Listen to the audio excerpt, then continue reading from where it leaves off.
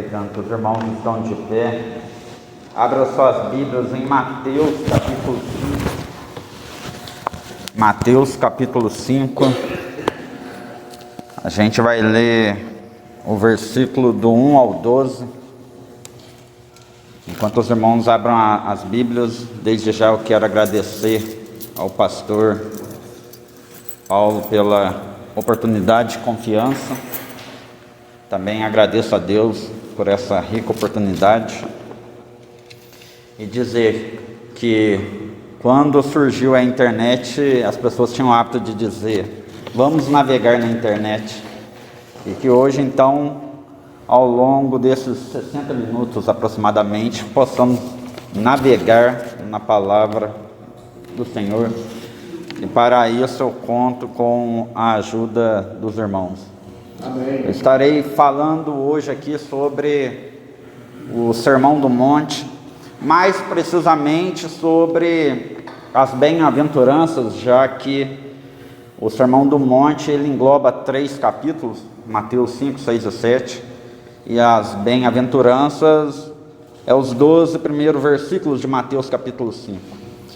Eu vou ler o primeiro versículo e eu gostaria que cada irmão depois fosse lendo os demais versículos, até chegar no número 12, amém?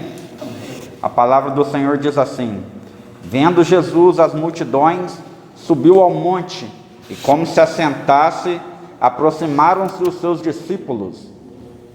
E abrindo a boca, os ensinava dizendo: bem-aventurados os pobres de espírito, porque deles é o reino dos céus. Bem-aventurados os que choram, porque deles serão consolados.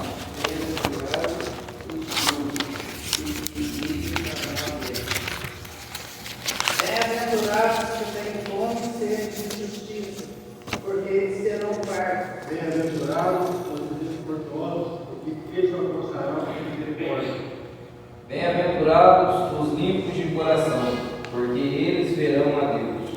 Bem-aventurados os pacificadores, porque eles serão chamados filhos de Deus. Bem-aventurados os que sofrem perseguição, por causa da justiça, porque deles é o reino dos céus.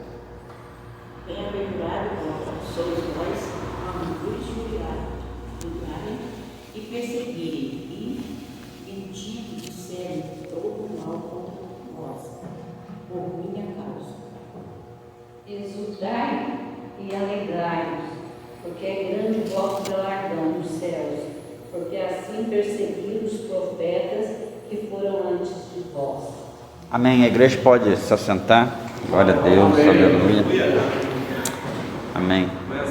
O versículo 3 vai dizer assim: bem-aventurado os humildes de espírito, porque deles é o reino dos céus.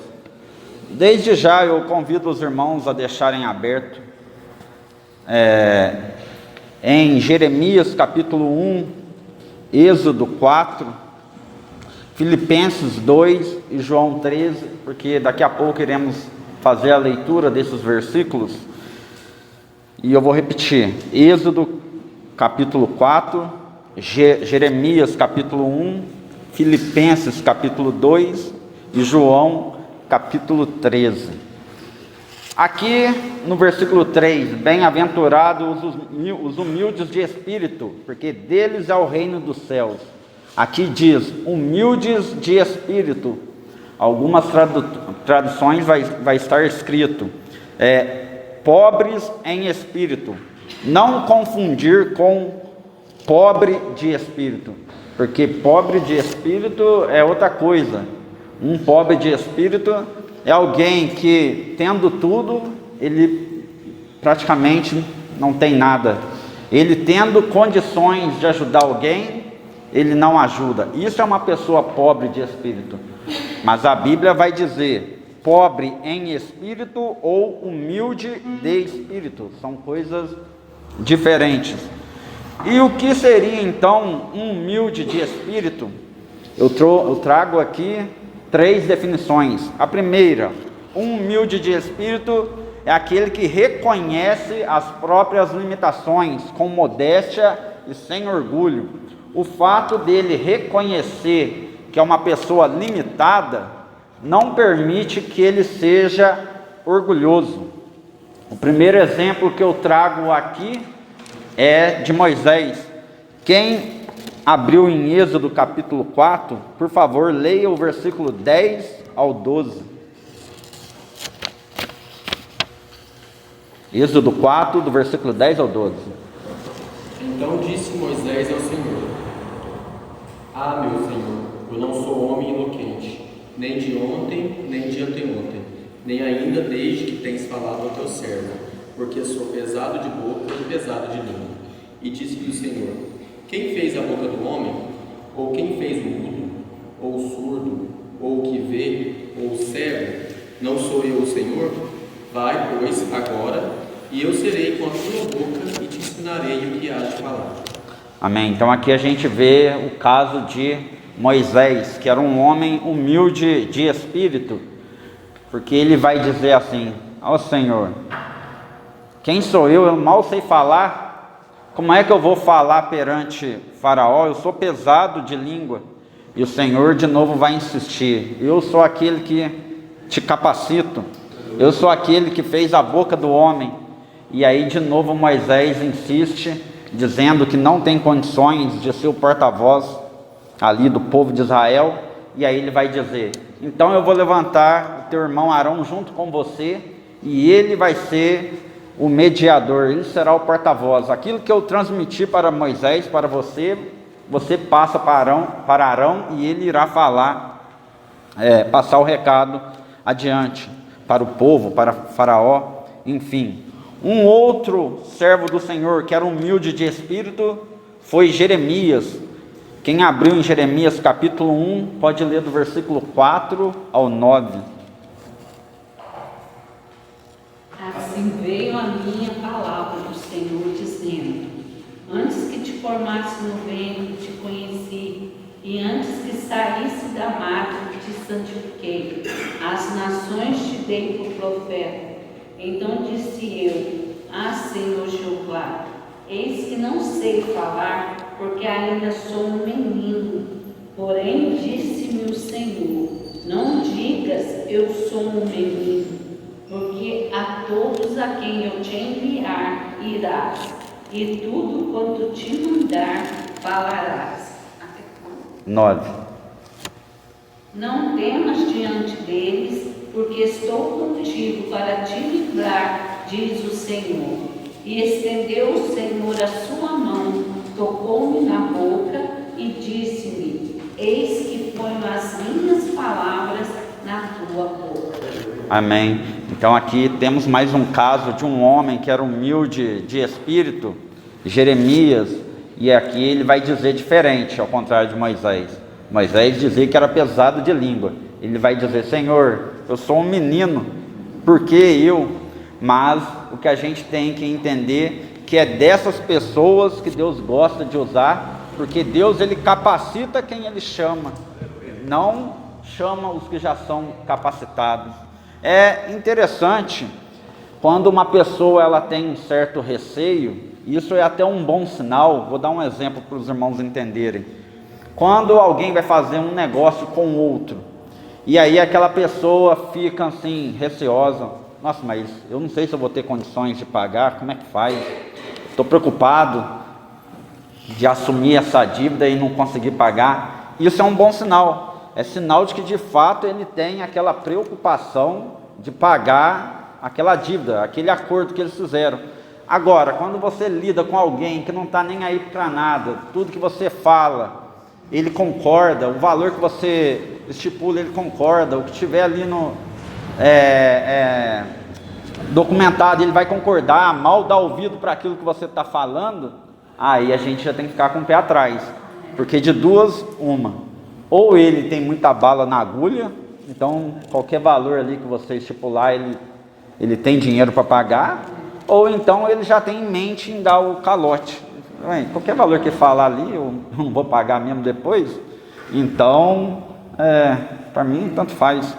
Então, é muito importante essas pessoas que têm essa preocupação, porque elas realmente estão preocupadas com aquele convite, com aquele chamado. E aqui, com esses homens, não é diferente. Esses homens tinham um certo receio de não dar conta da tarefa que o Senhor lhes impôs. Amém? Segundo, um homem humilde de espírito, ele reconhece outras pessoas como sendo superiores a ele. Quem achou Filipenses capítulo 2, leia o versículo 3 e 4. Nada façais por contenda ou por vanglória, mas por humildade. Cada um considere os outros superiores a si mesmo. Não atente a cada um para o que é propriamente seu, mas cada qual também para o que é dos outros. Amém. Então, irmãos, a pessoa que considera os demais, aquelas pessoas que estão à sua volta, como sendo superioras a si, não tem como ela se tornar uma pessoa orgulhosa. Mas a pessoa orgulhosa, ela tem dificuldade em reconhecer que a outra pessoa é melhor do que ela em alguma área. Então, o humilde, ele não sofre desse problema. E terceiro, o humilde de espírito, ele executa tarefas que outros teriam vergonha de executar. Vou repetir. O humilde de espírito, ele executa tarefas que os outros teriam vergonha de executar. Quem abriu João capítulo 13, pode ler o versículo 3 ao 5.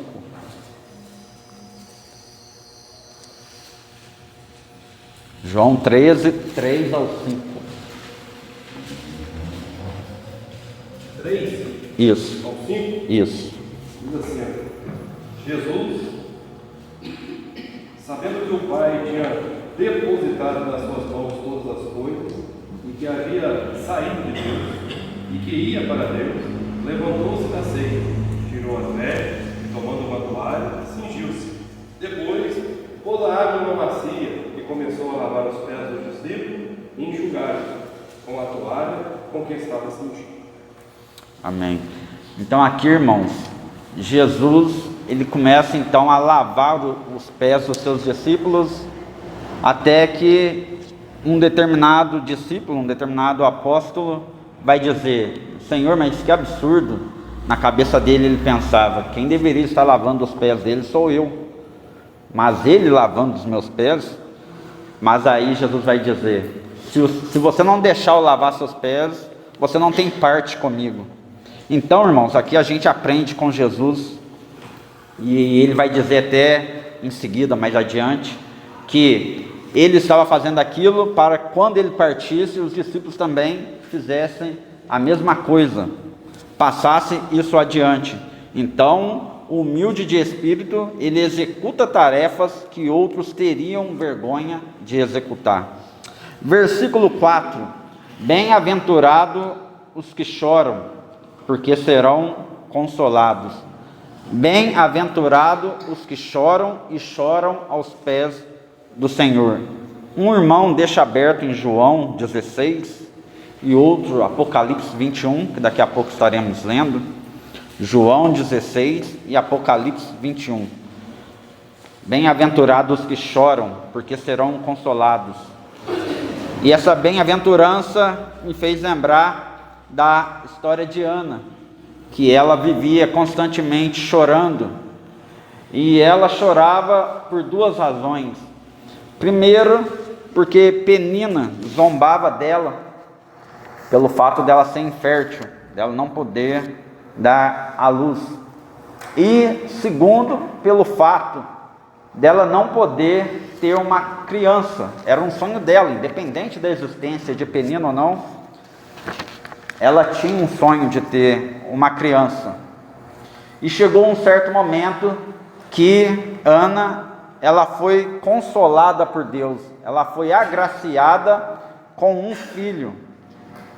Tem ali em 1 Samuel capítulo 1, é dito que o sacerdote Eli vai até ver aquela mulher orando, quase que em pensamento, só balbuciando, mexendo com os lábios, e daí ele vai dizer para aquela mulher: olha, mulher, cuidado com o vinho, você está bebendo muito vinho.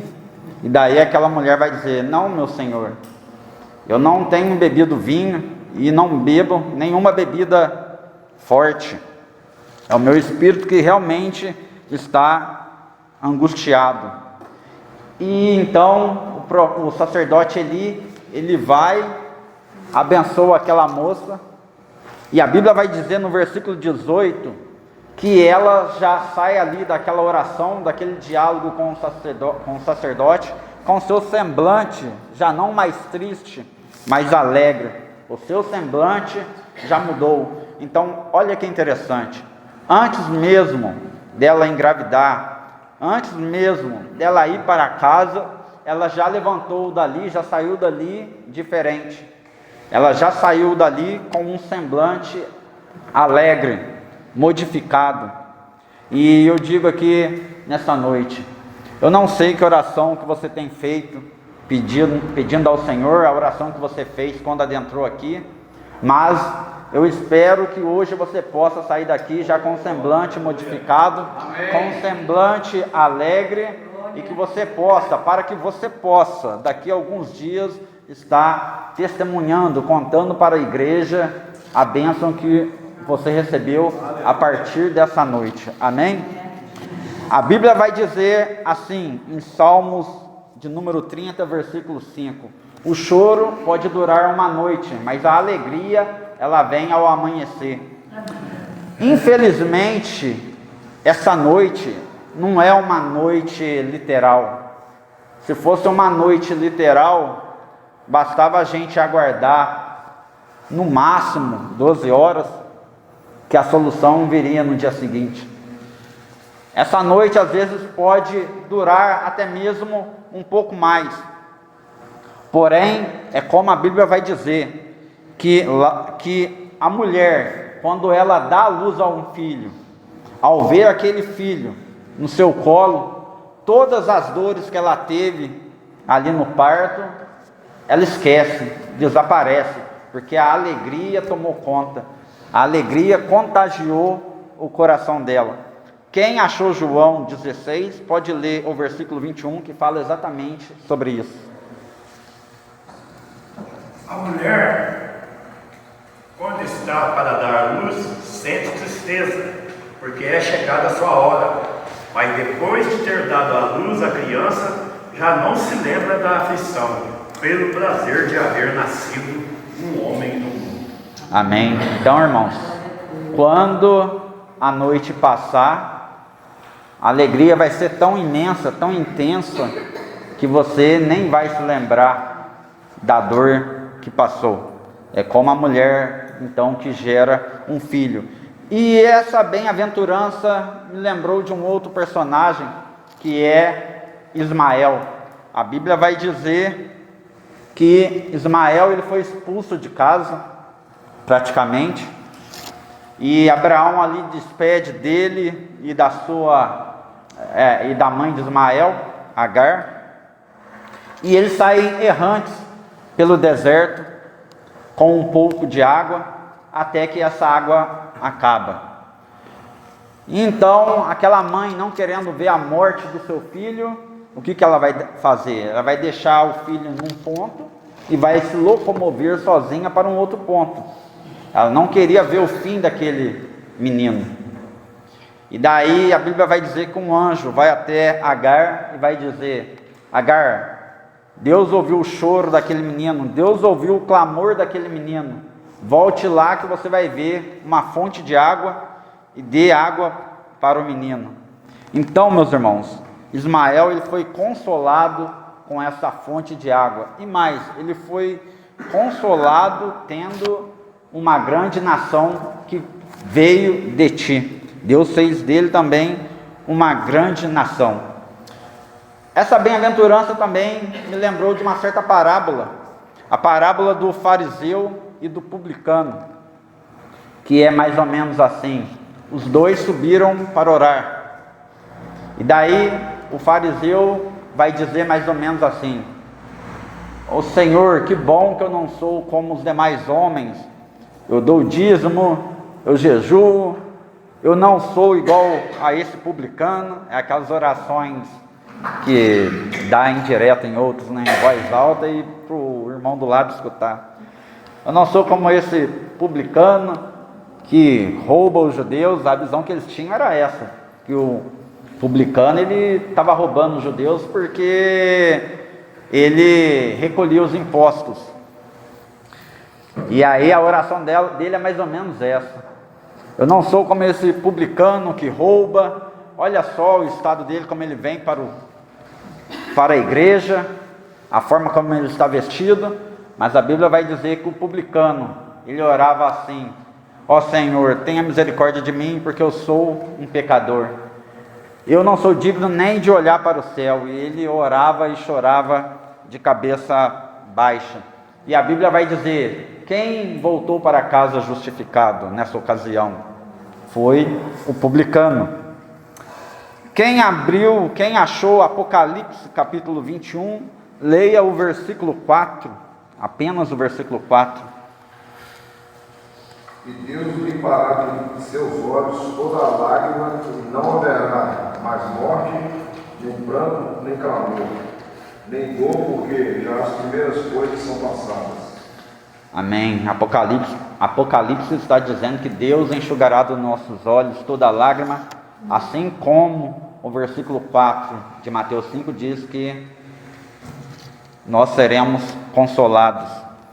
Aleluia. Chegará um momento que Deus enxugará dos nossos olhos todas as lágrimas. Aleluia. E isso me faz lembrar de uma mãe, quando às vezes quando o seu filho sofre uma queda, ou acorda de um pesadelo, está ali chorando, a mãe tem o hábito de abraçar a criança e dizer: já passou, já passou, já passou, foi só um susto. E Deus vai fazer algo parecido conosco, enquanto enxuga as nossas lágrimas. Já passou, já passou, isso ficou para trás. Amém, glória a Deus, aleluia. Versículo 5: bem-aventurado os mansos, porque estes herdarão a terra. Os mansos, irmãos, muitas das vezes eles transmitem paz só com a sua presença no local. Às vezes ele não precisa dizer nada, só a sua presença ali transmite paz e alegria para aqueles que estão à sua volta. Quem aqui já não teve uma experiência parecida com essa, de alguém dizer: nossa, você transmite uma paz, você tem uma alegria que eu não sei explicar. Isso daí é a presença de Deus na vida do irmão, na sua vida. Davi, ele era um homem manso, porque a sua presença, o seu tocar, o seu dedilhar fazia com que Saul, o espírito que estava em Saul, saísse dele, se afastasse. Um outro manso de espírito que a Bíblia cita é Moisés. E aqui novamente a gente volta para Moisés. Moisés, que estava preocupado com falar, a Bíblia cita ele como sendo um homem manso, e que não havia outro na terra mais manso do que ele. E para a tarefa que ele deveria executar, não tinha como ser outro, porque mesmo ele sendo manso, o mais manso da terra, diante daquele povo murmurador, toda hora estava reclamando, resmungando, chega uma hora que Moisés ele perde a paciência, e isso lhe custou caro. Ele fere a rocha ao invés de apenas tocá-la. Isso fez com que ele apenas avistasse a terra prometida e não entrasse nela. Ele, que em outro tempo havia dito: Senhor, risca o meu nome do livro da vida, se o Senhor desfizer desse povo, ou não sairei daqui se o Senhor não for adiante. Mas uma coisa que nos chama a atenção é que no Novo Testamento, já dentro da terra prometida, ali na transfiguração, aparece Moisés ao lado de Elias e Jesus. Quem achou, na verdade eu não havia pedido, mas alguém abra em Gálatas capítulo 5 e leia o versículo 22 e 23. Gálatas capítulo 5, versículo 22 e 23.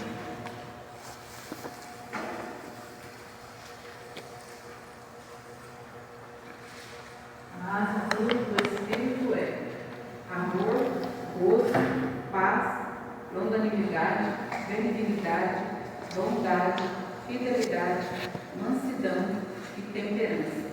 Contra essas coisas não há lei. Amém. Então o manso, irmãos, ele já desfruta de um fruto do Espírito, que é a mansidão.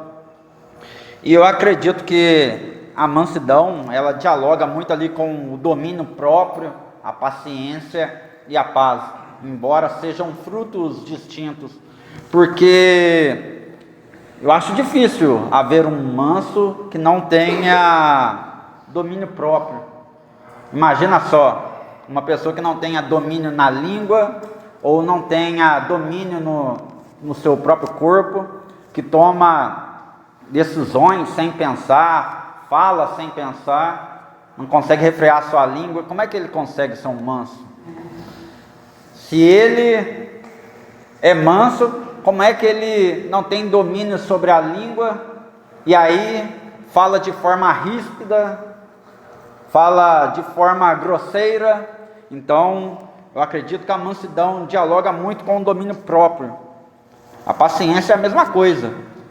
Não tem como, acredito eu, a pessoa ser mansa e não ter paciência. A pessoa, quando não tem paciência, ela explode. E como é que vai manter a mansidão na explosão? Eu acho um pouco difícil. E o mesmo vale para a paz. O manso, não tem como ele ser manso e não ter paz. Porque a partir do momento que ele não tem paz, como é que ele vai manter a mansidão? Então, são 4 frutos que eu acredito que dialogam entre si. Versículo 6. Bem-aventurado os que têm fome e sede de justiça, porque serão fartos. Alguém deixa aberto em Lucas capítulo 18. Alguém deixa aberto em Lucas capítulo 18, que daqui a pouco estaremos fazendo a leitura. Bem-aventurados que têm fome e sede de justiça, porque serão fartos. Irmãos, às vezes, acompanhando política ou vendo notícias do cotidiano, a gente vê coisas acontecendo e aquilo revolta, indigna a gente fica indignado, revoltado, às vezes fica até irado, mas aí eu percebo que tudo isso se resume em uma única palavra. Isso daí é sede de justiça. Na verdade, o que você está sentindo é sede de justiça. Você vê um criminoso saindo impune daquilo que ele fez, não é para se revoltar, para se indignar. Você vê um criminoso sendo inocentado, às vezes até chamado de vítima da sociedade, e aquilo não te revolta, não gera uma revolta, mas converta isso para sede de justiça. A Bíblia vai dizer que os que têm sede de justiça vai ter justiça com fartura muito em breve. Quem achou Lucas capítulo 18, por favor, leia do versículo 1 ao 8. Se trata da parábola do juiz iníquo. Contou-lhes também uma parábola sobre o dever de orar sempre. Lucas 18, né? Isso. De orar sempre e nunca desfalecer, dizendo: havia numa cidade um certo juiz que nem a Deus temia, nem respeitava homem algum. Havia também naquela mesma cidade uma certa viúva, ia ter com ele dizendo: faz-me justiça contra o meu adversário. Até aqui, versículo 8. E por algum tempo não quis, mas depois disse consigo: ainda que não temo a Deus, nem respeito os homens, todavia, como esta viúva me molesta hei de fazer justiça, para que, enfim, não volte a me importune muito. E disse o Senhor: ouve o que diz o injusto juiz. E Deus não fará justiça aos seus escolhidos, que clamam a Ele de dia e de noite, ainda que tardio para com eles? Digo-vos que depressa lhes fará justiça, quando porém vier o Filho do Homem. Porventura achará fé na terra? Amém. Irmãos, nessa parábola está dizendo o seguinte: havia um certo juiz que não temia a Deus, que não cria em Deus e julgava a seu bel prazer as coisas, julgava como ele bem entendia, como ele bem queria. E daí a Bíblia vai dizer que uma mulher foi atrás desse juiz. Talvez o único do juiz da cidade fosse ele. Talvez fosse uma cidade pequena. A parábola gira em torno apenas dos dois. É como diz aquele ditado: não tem tu, vai tu mesmo. Ou quem não tem cão, caça com gato. Talvez o único juiz que havia ali era ele. Então ela pensou: eu vou importunar ele, eu vou ter que pedir para ele resolver minha causa. E ficou ali por vários dias o incomodando, até que ele teve o seguinte pensamento: olha, eu não temo a Deus, mas essa mulher me importuna tanto que eu vou resolver a causa dela, eu vou lutar pela causa dela. E assim foi feito. Irmãos, vendo a atitude desse juiz iníquo, eu digo: qualquer semelhança com os dias de hoje não é mera coincidência, é a palavra de Deus se cumprindo. Eu vejo claramente o Brasil passando por algo semelhante ao que é relatado aqui nessa parábola. E não se engane, quando você vê um juiz fazendo o que é certo, não é porque ele é bonzinho, não é porque ele se tornou bom, é porque ele tem os seus interesses pessoais, é porque aquela mulher é chamada de viúva, correto? Na parábola. É porque hoje há muitas viúvas que estão incomodando esse juiz. É o clamor da população por uma causa. Só assim que um juiz ímpio se movimenta e se mexe a favor do povo. Aleluia, glória a Deus.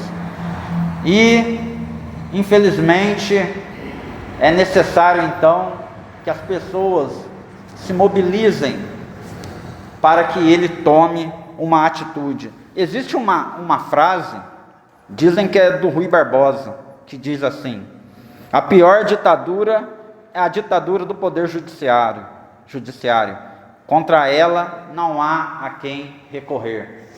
Eu não sei o quanto os irmãos aqui acompanham política, mas a gente vê isso claramente no nosso país. O poder judiciário atropelando os outros dois poderes, se achando os maiorais. Mas isso também o salmista, eu quero poder ler esse salmo, também já previa que iria acontecer e já acontecia em sua época. Quem quiser acompanhar a leitura, apenas 8 versículos, está em Salmos 82, que diz assim, Salmo 82: Deus está na congregação dos poderosos, julga no meio dos deuses.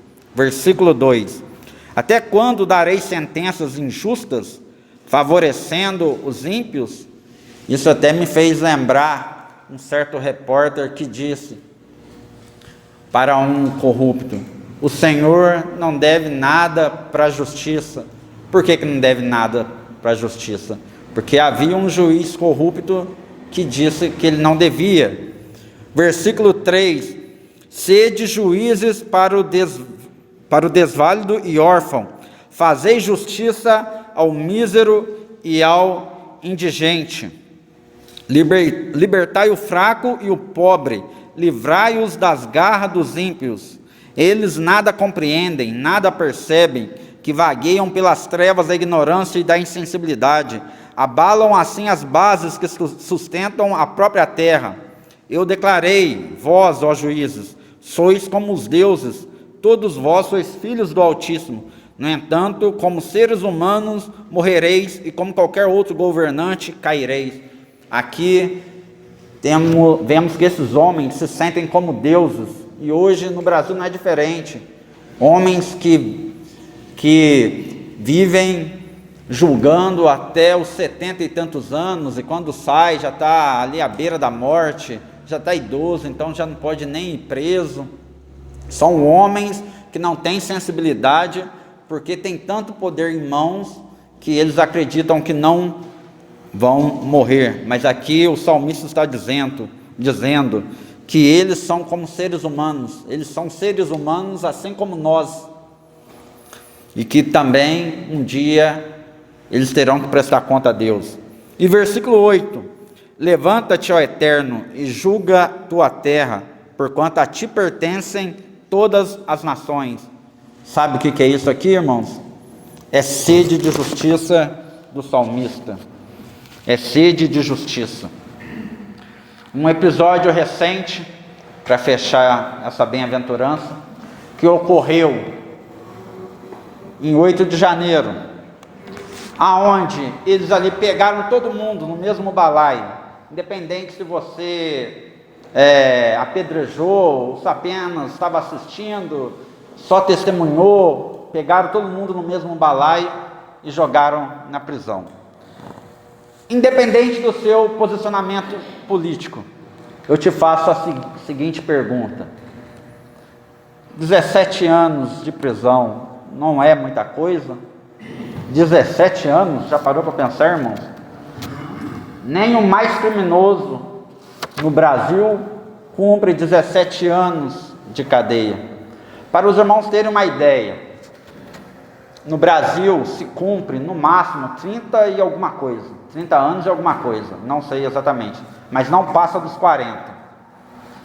Além disso, 1/3 da sua pena, quando ele cumpre 1/3 da sua pena, ele já pode cumprir em céu aberto. Então, se uma pessoa pega 30 anos de cadeia, com 10 anos, ele já pode cumprir a pena em liberdade, indo visitar de noite, de tempos em tempos, sem contar que às vezes recebe auxílio, recebe visita, tem direito a saidinha. Irmãos, se a gente não fosse tementes ao Senhor, a gente ia olhar para tudo isso e iria dizer: o crime compensa. O ímpio vai olhar aquilo e fala: nossa, eu vou ser um criminoso, eu vou ter direito a auxílio, vou ter direito a saidinha, vou ter direito a visita, isso, eu vou ter direito, vão me idolatrar. Tem até um livro que eu tenho lá em casa que chama Bandidolatria, que é a idolatria ao bandido. Vão fazer um filme a meu respeito, vão me colocar como vítima da sociedade, vão me elogiar, vão querer ser como eu. O crime no Brasil compensa. Porém, para finalizar essa parte aqui, a gente vê naquele 8 de janeiro uma idosa com a Bíblia na mão. Ela é chamada de terrorista. Uma idosa com uma Bíblia na mão é uma ameaça à democracia. É uma ameaça à democracia. Para quem está ligado, entende um pouquinho, sabe que o alvo final, lá a ponta da cordinha, o objetivo final deles é atingir judeus e cristãos, irmãos. O objetivo final é atingir judeus e cristãos. E eles estão quase chegando lá. Então, fiquemos muito atentos quanto a isso. Lucas capítulo 16 vai falar sobre a parábola do rico e do Lázaro. Embora alguns teólogos não acreditam que essa passagem bíblica se trata de uma parábola. Então, aí não tem muito um consenso. Tem gente que acha que é uma parábola, tem gente que acha que é um fato. Seja como for, a conclusão que a gente tira dessa passagem bíblica é a mesma. E aqui a gente vê a história de um homem muito rico, que não ajudava ninguém, que ficava desfrutando do seu dinheiro, e próximo da sua casa havia um mendigo chamado Lázaro, que nunca foi ajudado por esse homem. A Bíblia vai dizer que o rico vai para o Hades, vai para o inferno, e Lázaro vai para o seio de Abraão, o paraíso. E aquele homem, vendo que Lázaro agora estava numa situação melhor do que ele, vai pedir ajuda. Ele que nunca forneceu ajuda, agora pede ajuda. E aí Abraão vai dizer: não, ele não pode te ajudar, porque há um abismo aqui entre o inferno e o seio de Abraão. E aquele homem, querendo usar da malandragem, é o que a gente vê muito hoje no mundo afora, não só o brasileiro, ele vai dizer assim, para se livrar momentaneamente do inferno: então deixa eu voltar e pregar para os meus irmãos, para que eles não venham para esse mesmo lugar que eu me encontro. E aí Abraão vai falar: de jeito nenhum, se os teus irmãos que estão lá não acreditam nos vivos que pregam, e vai dar ouvido para morto? De forma nenhuma. Então aqui, meus irmãos, eu vejo a justiça sendo feita. Lázaro agora no seio de Abraão, e o rico que desfrutou de muita coisa aqui na terra, no Hades, no inferno. E o pastor até mencionou na lição que ele deu aqui 2 domingos atrás, que juiz às vezes não é... Parece que não... Não, o irmão falou do advogado, né? Que às vezes é uma profissão que nem é muito de Deus. São profissões muito... Acredito que é difícil.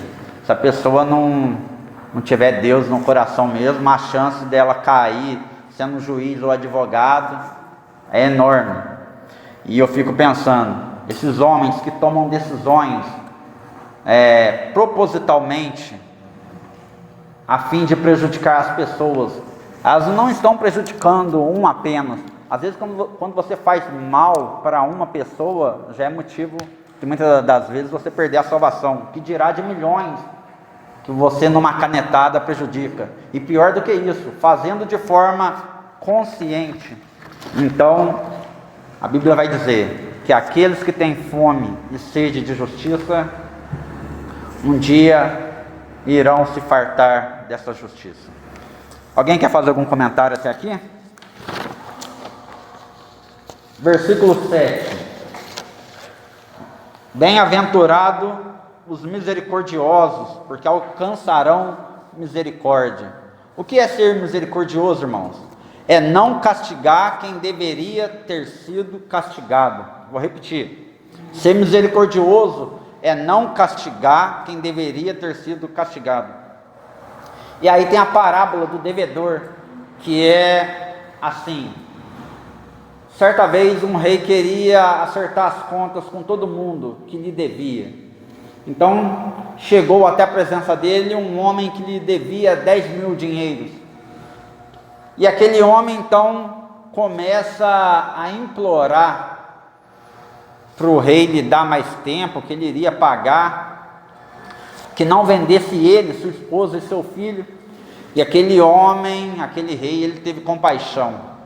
Saindo dali, aquele homem que devia 10.000 para o rei, se encontrou com um outro homem que só lhe devia 100 dinheiros. E aí aquele homem não teve um pingo de misericórdia. Lança aquele homem na prisão. E aí alguns homens, tomando conhecimento daquilo, informam o rei, e o rei diz: manda chamar aquele homem novamente. E aí, ao se apresentar, ele diz: eu tive misericórdia de você, não te castiguei, e você não fez o mesmo, não teve misericórdia com o outro, com o próximo. então dessa vez eu vou também te lançar na prisão. E assim foi feito.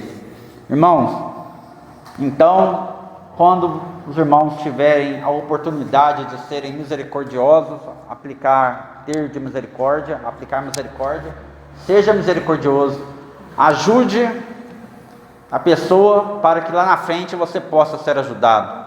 Perdoe aquela pessoa para que você possa ser perdoado. Socorra aquela pessoa para que lá na frente um dia você possa ser socorrido. E essa mesma passagem bíblica vai dizer, um dos discípulos pergunta para Jesus, mas Senhor, quantas vezes eu terei que fazer isso? E Jesus vai lhe responder, 70 vezes 7. Sabe por que o Senhor fala essa quantia tão alta, 70 vezes 7? Para o irmão ficar preocupado em contar, às vezes não. Porque se o irmão começar a contar 1, 2, 3, até chegar em 490, o irmão está pecando. Então, irmãos, perdoe e não se preocupe com a quantidade. Dificilmente essa pessoa baterá lá os 490 erros contra ti. Mateus capítulo 6, versículo 12 vai dizer assim: perdoa-nos assim como temos perdoado nossos devedores. É a oração que Jesus faz, nos ensinando a orar. E como nós vamos orar dessa maneira, se a gente não estiver perdoando o próximo? A gente pararia somente na palavra perdoa-nos. Não teria condições da gente falar, porque perdoamos o nosso próximo. E Isaías 53 vai dizer: o castigo que nos traz a paz estava sobre ele. Irmãos, era para eu e você ter levado aquela surra, era para eu e você ter sofrido aquele castigo, mas ele fez isso em nosso lugar, para quando o inimigo apontasse o dedo para você e querer falar alguma coisa contra ti, Jesus vai dizer para ele: não, ele é inocente, eu paguei por ele, eu paguei a dívida dele. Imagina uma seguinte situação, meus irmãos, talvez alguém já passou por isso, é raro, mas talvez alguém já passou por isso. Você vai pagar um boleto, e às vezes o boleto ele até é um valor alto, e daí quando chega ali na boca do caixa, a pessoa olha e vai dizer: esse boleto já foi pago, essa dívida já foi paga. Quanto maior for esse valor, mais alto você vai pular de alegria. Por quê? Porque você não estava esperando, você não estava contando com aquele dinheiro que vai voltar para si. Então, a mesma coisa é Deus em relação a nós. Ele pagou a dívida por nós. Ele antecipou e pagou a dívida por nós. Você tem a opção de não aceitar. Se você mesmo assim quiser pagar a dívida, então paga. Igual o mundo diz, igual os homens do mundo, eles são loucos por não aceitar esse pagamento. A dívida foi paga, mas se eles não aceitarem, querem sofrer as consequências, querem viver no pecado, então aí vai de cada um.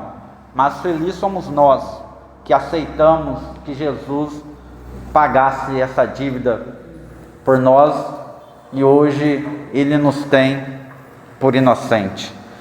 Falando em inocente, versículo 8 diz assim: bem-aventurados os limpos de coração, porque verão a Deus. Vou dar uma acelerada aqui para a gente concluir, irmãos. Versículo 8 diz: bem-aventurados os limpos de coração, porque verão a Deus. Os limpos são os inocentes, e eu digo não de forma pejorativa, a palavra é inocente, mas é aquela pessoa, quando a gente fala em inocência, quem que a gente lembra? Que grupo de pessoas a gente lembra então? Das crianças. Aquele que faz como uma criança. Pessoas que não conhecem também nada de Jesus, nada da Bíblia, também é inocente. Aí essa é o que eu falei, essa inocência entra mais na ignorância. Quando eu falei não de forma pejorativa, é justamente nesse contexto. Esse inocente que eu me refiro é a pureza, tá? É a pureza. Então, as crianças são puras. Por mais que você faça algo de ruim para ela passou alguns minutos, te trata como se você não tivesse feito nada para elas. Uma pessoa que eu quero dizer aqui pura, que eu vou citar da Bíblia, é Barnabé, também chamado de José das Consolações. A Bíblia vai dizer que ele era um homem muito piedoso. Imagina só, irmãos, você recebeu o apelido de José das Consolações, de Consolador. Uma pessoa para receber esse título é porque ajudava muito mesmo naquela época. Imagina só, ser apelidado de Consolador ou José das Consolações. Então Barnabé era um homem que ajudava muito na obra do Senhor, inclusive se tornou um dos missionários ao lado de Paulo. Versículo 9 diz assim: bem-aventurados os pacificadores, porque serão chamados filhos de Deus. Os pacificadores são aqueles que têm paz de espírito e que zelam pela paz. E aqui uma pessoa que eu cito é Estevão, porque Estevão, mesmo ele sendo apedrejado, ele vai fazer algo parecido com o que o Senhor Jesus fez.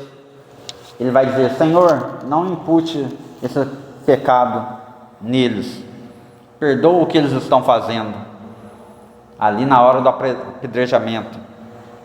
Uma outra pessoa que eu gostaria de citar, agora eu vou fugir, sair um pouco da Bíblia, extra-bíblico. Se trata de uma história atual de Israel, que iniciou-se em 93. Eu estava iniciei a leitura de um livro, e aí achei interessante o que ele relatou, que é o seguinte: Israel, desde sempre, ele tenta entrar em acordo com a Palestina. Tanto é que, recentemente, eles estão em guerra novamente. E nunca chega num acordo. O mais próximo disso foi no ano 2000 para 2001. Um acordo que eles vinham planejando desde 93, chamado Acordo de Oslo. Até que o primeiro-ministro israelense, Ehud Barak, ou só Barak, que era mais conhecido, fez a seguinte proposta para Yasser Arafat, o presidente atual, até então, da Palestina. Ele vai dizer assim, eu vou até ler aqui porque ele ofereceu várias coisas. Ele ofereceu aos palestinos praticamente tudo o que demandava, inclusive um estado com sua capital em Jerusalém, o controle do monte do templo, a devolução de aproximadamente 95% da margem ocidental e toda a faixa de Gaza, e um pacote de compensação de 30 bilhões de dólares para os refugiados de 1948. Olha o pacotão que ele ofereceu para Yasser Arafat, o presidente daquela época da Palestina, para selar a paz. E sabe o que o presidente da Palestina fez? Recusou. Não só recusou, como passou alguns dias, bombardeou Israel. Dizem que naquela época todo mundo ficou de boca aberta, mas como assim você não vai querer esse acordo? Nunca recebemos uma proposta como essa. Dizem que o Clinton estava envolvido, um certo alguém da Arábia Saudita também aconselhou esse Arafat a aceitar. Diz que a mídia, nesse momento, ficou a favor de Israel e ele não quis. Por quê?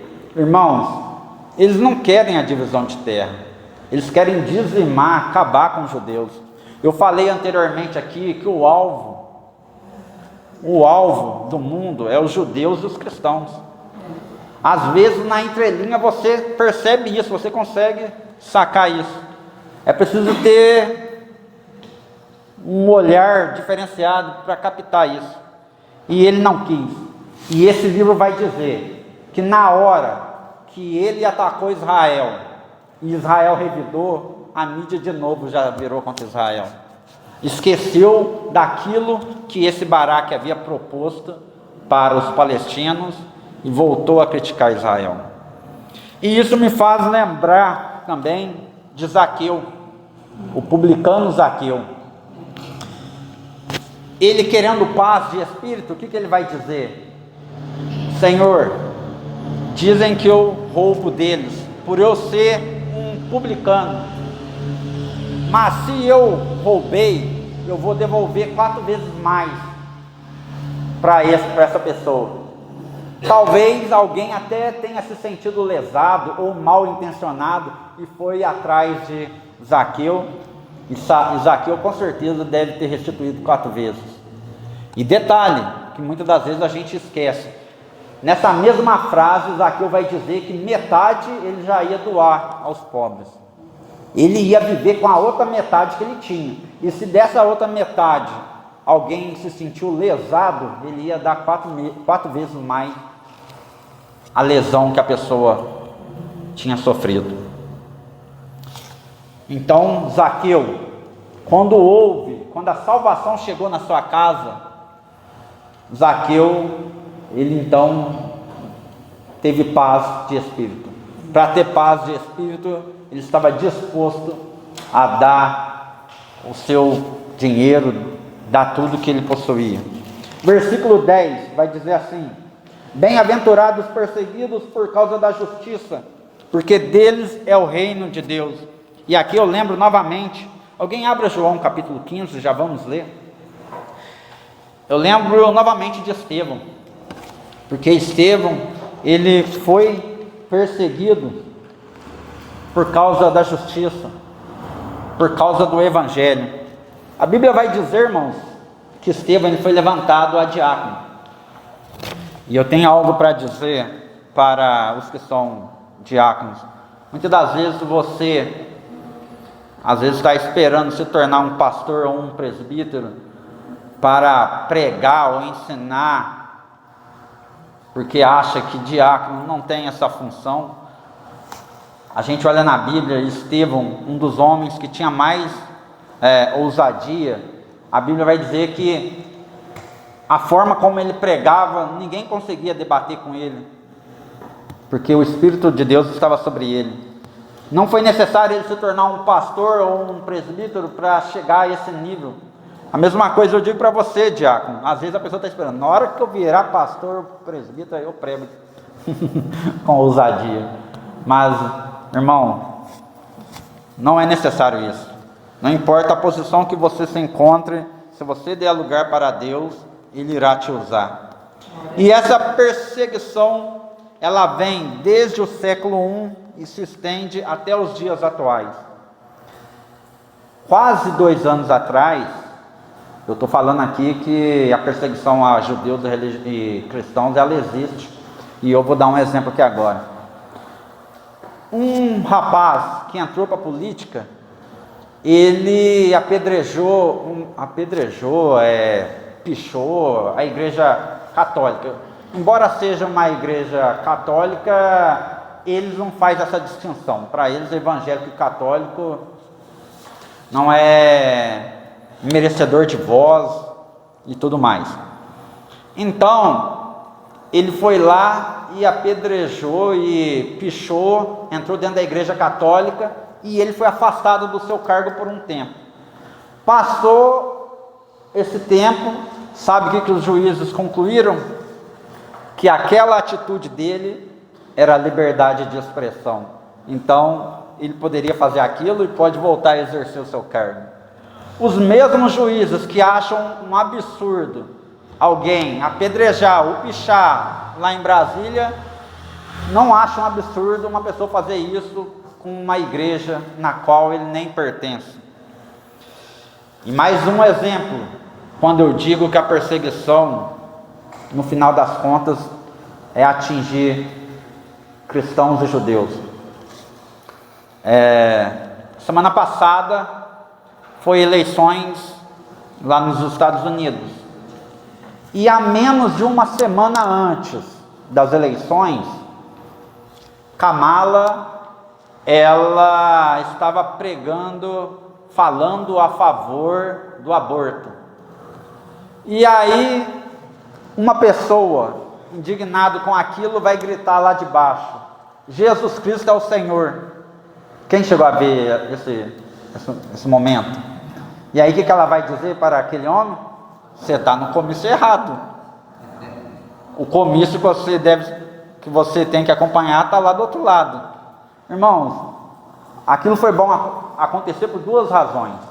Primeiro, aquele cristão perdido, que realmente não deveria estar ali, eu espero que tenha servido de lição para ele, porque eu conheço pessoas que, nossa, tinha uma católica lá na escola que eu ficava bobo de ver, é PT roxo, e como é que nos finais de semanas ela ensinava as coisas na sua igreja.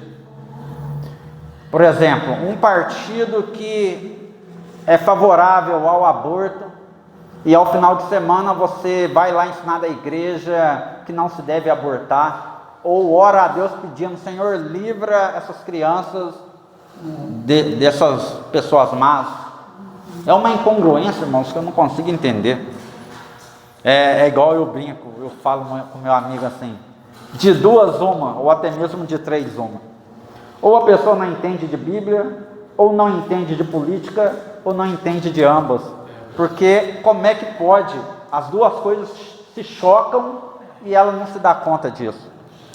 Então, a vantagem da Kamala ter feito isso foi que ela se revelou antes da votação. O pior é quando isso acontece depois. Aí depois já era, não tem como. Aí você tem que aguentar por 4 anos. Quem achou João capítulo 15, leia o versículo 18. Que o mundo vos odeia, saber que primeiro do que a vós me odiou a mim. Irmão, então, o mundo nos odiar, a mídia ser contra o que a gente prega, o que a gente vive, isso aí é normal. Jesus já disse que isso iria acontecer. E se eles odeiam, é porque odeiam primeiramente a Ele. Vamos entrar aqui na última bem-aventurança, que é muito parecida com a 10, que diz assim: bem-aventurados sois quando por minha causa vos injuriarem e vos perseguirem, e mentindo disserem todo mal contra vós. José passou por isso. Ele, por conta dos seus sonhos, ele foi perseguido, e os seus irmãos teve até que contar mentiras a seu respeito, que ele havia morrido. José e Maria teve que fugir para o Egito, porque o rei Herodes queria matar o seu filho, Jesus, e ali ele matou um monte de criança.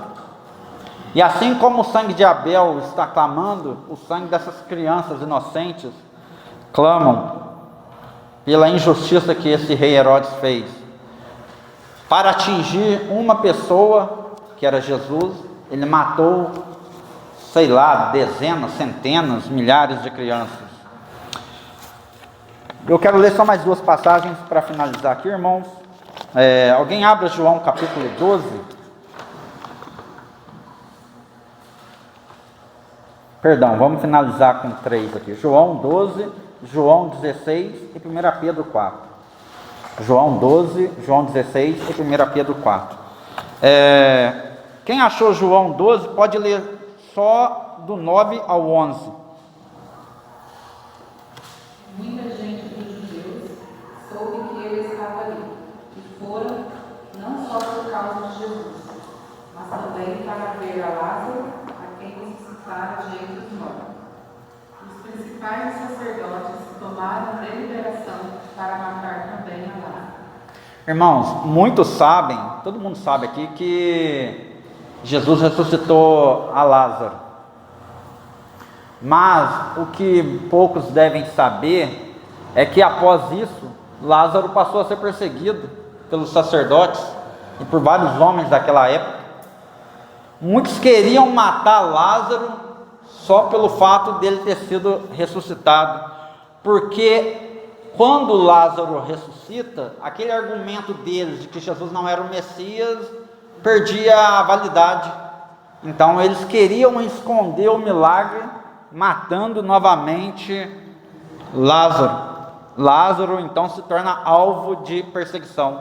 Só que o que aqueles homens se esquecem, que o Deus que ressuscita uma vez, Ele ressuscita 2, 3, 4 vezes, quantas vezes preciso for.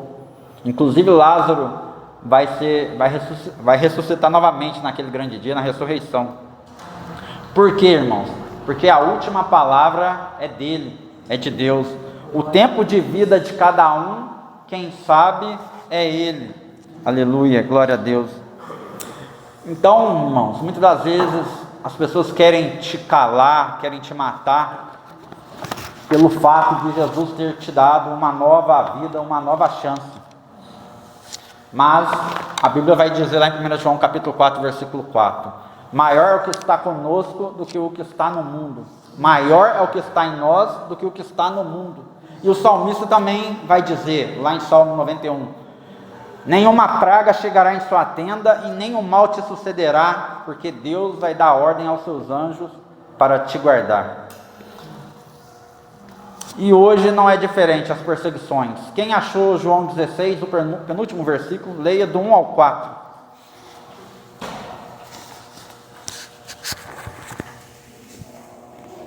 João 16, do 1 ao 4. Tenho-vos dito estas coisas para que vós não escandalizeis. Expulsar-vos das sinagogas, vem mesmo a hora em que qualquer que vos matar cuidará fazer um serviço a Deus. E isso vos farão, porque não conheceram ao Pai e nem a mim. Mas tenho-vos dito isso, a fim de que, quando chegar aquela hora, vos lembreis de que já vos tinha dito. E eu não vos disse isto desde o princípio, porque estava convosco. Amém. Amém. Uma coisa que me chamou atenção nesse versículo é que diz: muitos vos matarão achando que está fazendo a vontade de Deus. Não era exatamente isso que Paulo fazia? E a gente vê por aí pessoas matando cristãos ou judeus e ainda comemorando, achando que está fazendo uma boa ação. Então, a gente vê a que nível chega a falta de visão das pessoas. E para finalizar, quem puder, leia para mim 1 Pedro 4, do 12 ao 19. E aqui eu vou encerrar.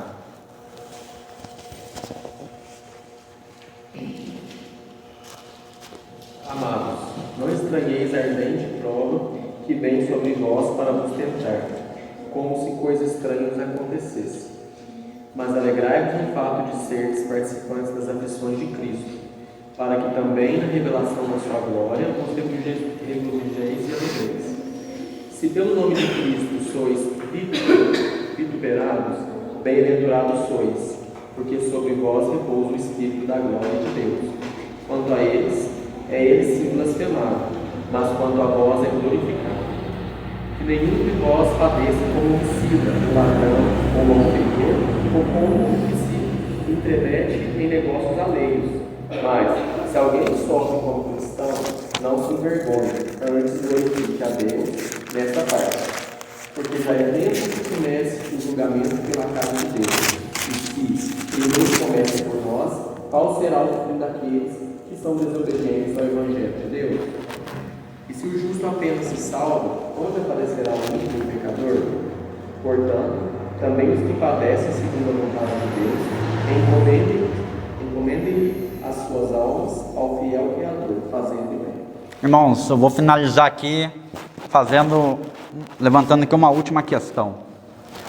Quando alguém vai preso,